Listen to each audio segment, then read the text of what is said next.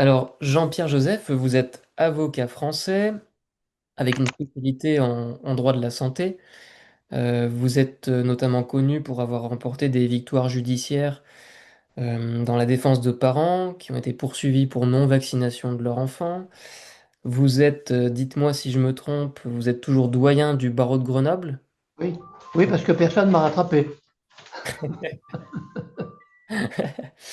Et vous êtes l'auteur d'ouvrages critiques dont nous allons parler aujourd'hui, dans lesquels vous dénoncez l'aveuglement volontaire et la soumission au discours dominant. Ces deux ouvrages, ce sont Même les beaufs en robe noire dansent avec le diable et Le mal français, les beaufs ne veulent pas le savoir.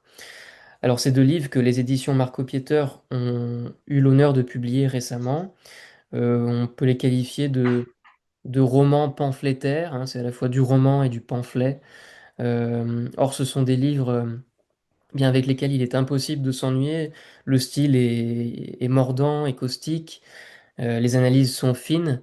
Ce sont deux livres vraiment très bien menés.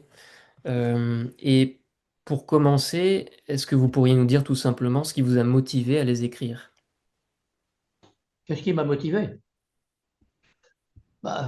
Simplement parce que autour de moi, je vois des choses qui ne vont pas. Et je vois des gens qui, malgré la réalité qu'ils voient, ils croient plus ce qui est écrit dans le livre que ce qu'ils voient. Si aujourd'hui on leur dit qu'il neige, si la télé leur dit qu'il neige, eh ben, ils vont sortir avec le bonnet de ski et les chaussures, parce que la télé l'a dit. Voilà, on est devenus des parfaits moutons.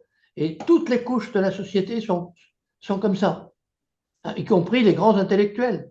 Et ça, c'est là que ça devient pire. Hmm, Parce qu'autrefois, les intellectuels réfléchissaient. Ils estimaient qu'il n'y avait pas de vérité acquise. Aujourd'hui, il y a des vérités incontournables, selon eux. Les vaccins nous protègent. Impossible de lever ce truc-là. Si on dit, attendez, c'est pas si simple que ça, oula, t'es complotiste, tout de suite, on se braque, on hurle, et c'est tout. hmm, Donc, il n'y a plus de possibilité de débat démocratique. hmm, On n'a plus le droit de rien dire. Euh, Coluche, aujourd'hui, il y a plein de choses qu'il n'aurait plus le droit de dire. hmm. Et pourtant, qu'est-ce qu'on se marre en l'écoutant? C'est clair.